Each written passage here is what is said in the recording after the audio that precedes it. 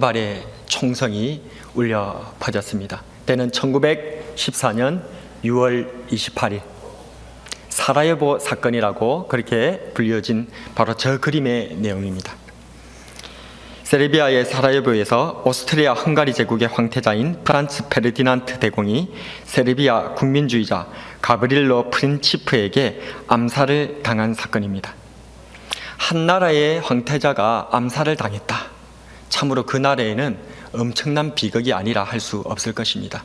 그러나 이것이 단지 한 나라의 비극이 아니라 전 세계를 아우르는 엄청난 비극으로 발전될 줄은 이때까지 아무도 알 수 없었습니다. 이 한 발의 총성이 6천만 명의 유럽인들을 전장으로 불러들였고 전 세계적으로는 7천만 명의 병사를 전장으로 소집시켰고 그 중에서 병사들만 900만 명이 전사하는 사상 초유의 인류 역사상 최악의 전쟁, 세계 제1차 전쟁으로 번지게 될 줄은 아무도 생각하지 못했던 것입니다. 이 세계 제1차 전쟁이 이처럼 가장 최악의 참사로 그렇게 거론되는 이유는 이때 당시에 20세기를 맞이하면서 인류의 과학기술 문명이 굉장히 발달하게 됩니다.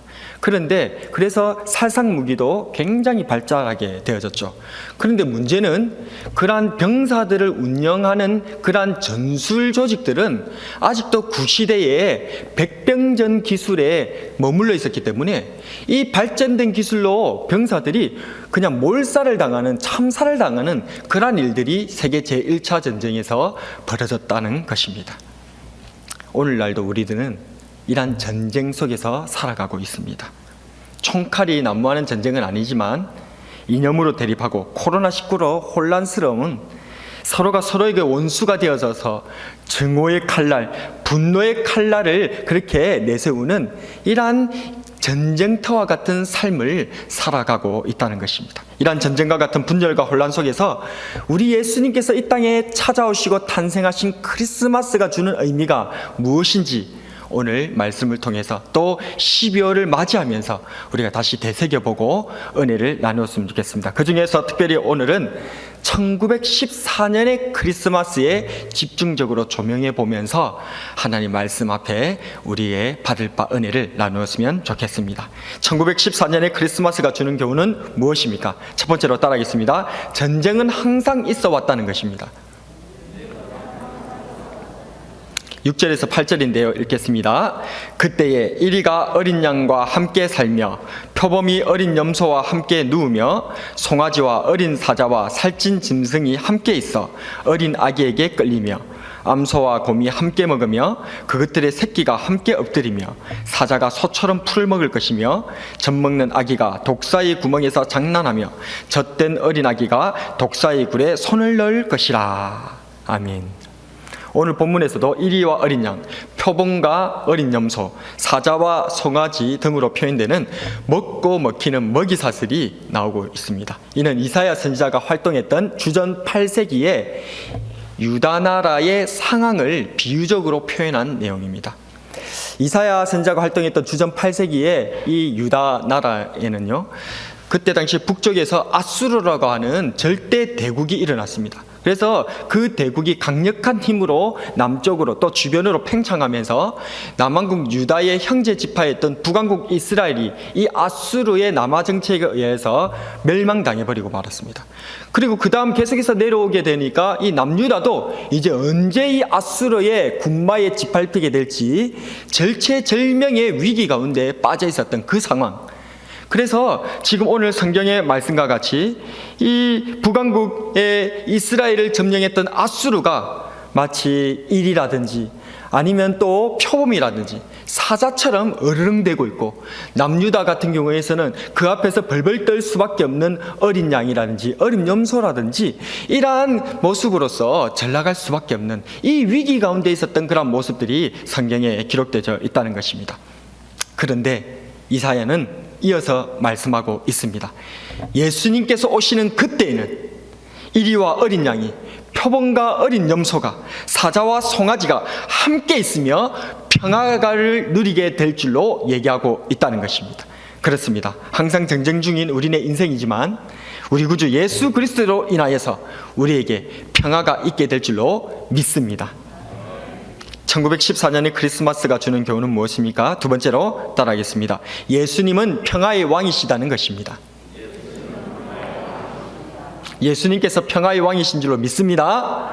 에베소서 2장 14절 말씀 같이 읽어보겠습니다. 시작. 그는 우리의 화평이신지라 둘로 하나를 만드사 원수된 것 곧 중간에 막힌 담을 자기 육체로 하시고. 같이 영상을 보면서 말씀을 이어가겠습니다.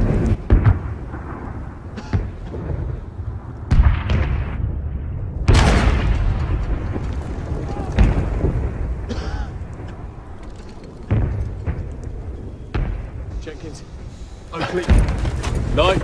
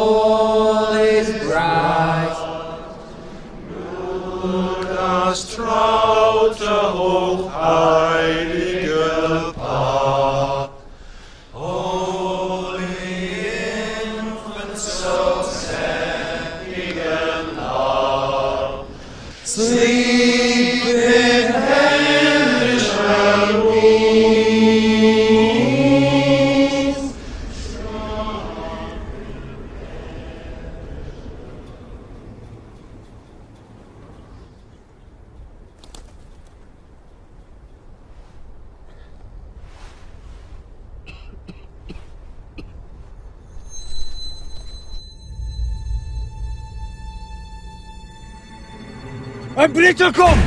Ein Blitzer kommt! Jim? Jim! No! Come on, no, don't do it! Halt! Halt! Er ist nicht bewaffnet! Er ist nicht bewaffnet!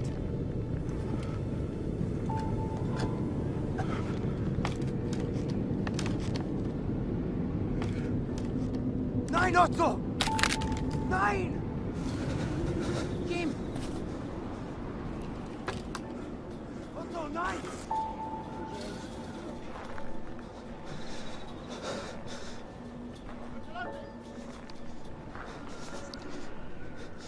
Jim!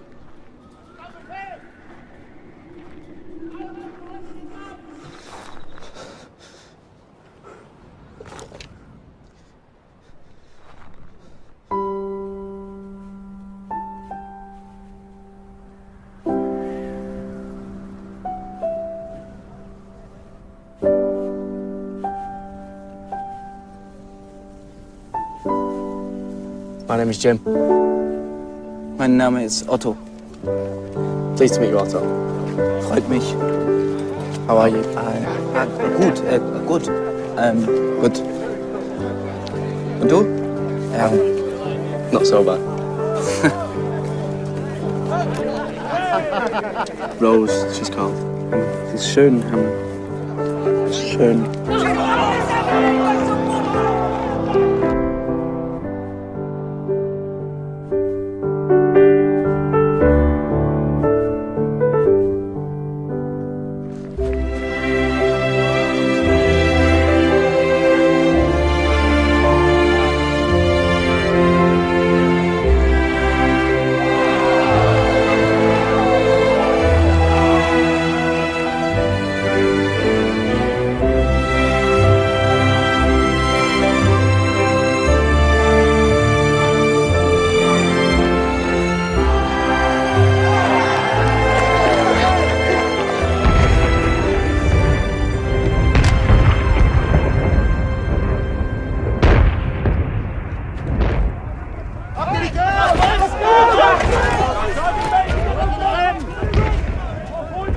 Danke.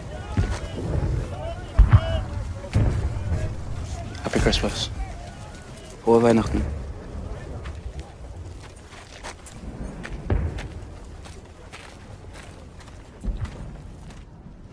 Leute wieder rein!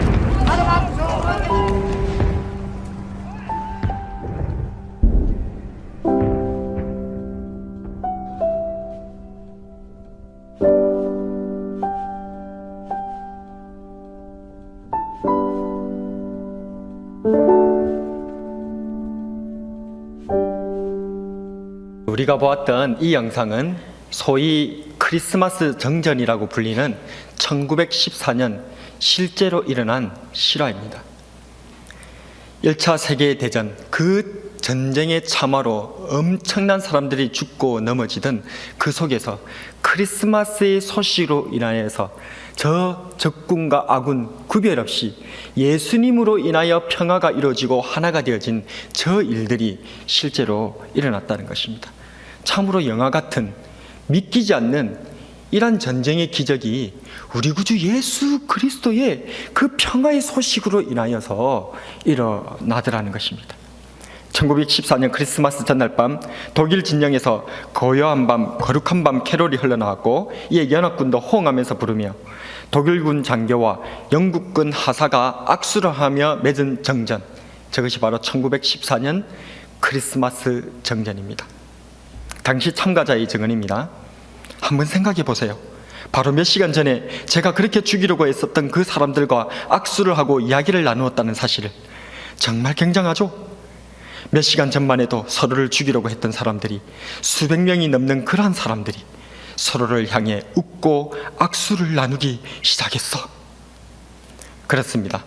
전쟁을 중단시키고 평화를 불러왔던 것은 최신식 살상 무기도 아니었고, 수많은 군사들도 아니었고, 또 저 위쪽에 있는 정치인들과 탁상 공론을 일삼는 그러한 수뇌부들이 이끌어낸 것이 아니었습니다. 도리어 그 전쟁에 지친 한 사람 한 사람의 병사들이 예수님의 탄생의 기쁨을 서로 나눌 때에 비로소 이 평화의 기적이 전장에 임하게 된 것입니다. 그는 우리의 하평이신지라 둘로 하나를 만드사 원수된 것 곧 중간에 막힌 담을 자기 육체로 허시고, 예수님께서 평화의 왕이신 줄로 믿으시기를 바랍니다. 인간이 그 누군가가 이 평화를 이루어내는 것이 아니라 평화의 왕으로 오신 우리 구주 예수 그리스도의 이 평화의 소식이 우리에게 평화를 주게 될 줄로 믿습니다. 예수님께서 세상의 모든 원수와 증오와 전쟁을 자신의 육체에 담으셔서 십자가에서 죽어주셨습니다. 이런 평화의 주님을 믿는 한 사람 한 사람이 모일 때에 비로소 주님의 평화가 우리 안에서 이 전쟁을 거치게끔 하고 평화가 임하도록 하는 데에 쓰임을 받게 될 줄로 믿습니다. 1914년의 크리스마스가 주는 교훈은 무엇입니까? 마지막으로 한번 따라하겠습니다. 크리스마스는 영원하다는 것입니다. 9절인데요. 같이 읽어보겠습니다. 시작. 내 거룩한 산 모든 곳에서 해됨도 없고 상함도 없을 것이니 이는 물이 바다를 덮은 같이 여호와를 아는 지식이 세상에 충만할 것임이니라. 아멘. 1914년에 있었던 크리스마스의 이 기적으로 말미암아 서로 총칼을 겨누던 연합군과 독일군이 하나 되어 은혜와 즐거움을 나누었습니다. 이는 피비린내나는 전쟁터 한가운데서 있었던 말단 병사들이 모여 이룬 크리스마스 기적이었습니다. 이 이야기는 실화로서 지금까지도 우리들에게 아름답고 가슴 따뜻한 이야기로 전해지고 있습니다. 그런데 말입니다, 저는 이 이야기가 너무나 안타깝고 슬픕니다. 왜냐하면 이 이야기에 그 뒷이야기를까지 알고 있기 때문에 그렇습니다. 피비린내 나는 전장에서 병사들은 평화의 왕이신 예수님으로 인해 총칼을 벗어 던졌지만 군 수뇌부와 지도자들과 정치인들은 그들의 평화를 원하지 않았습니다.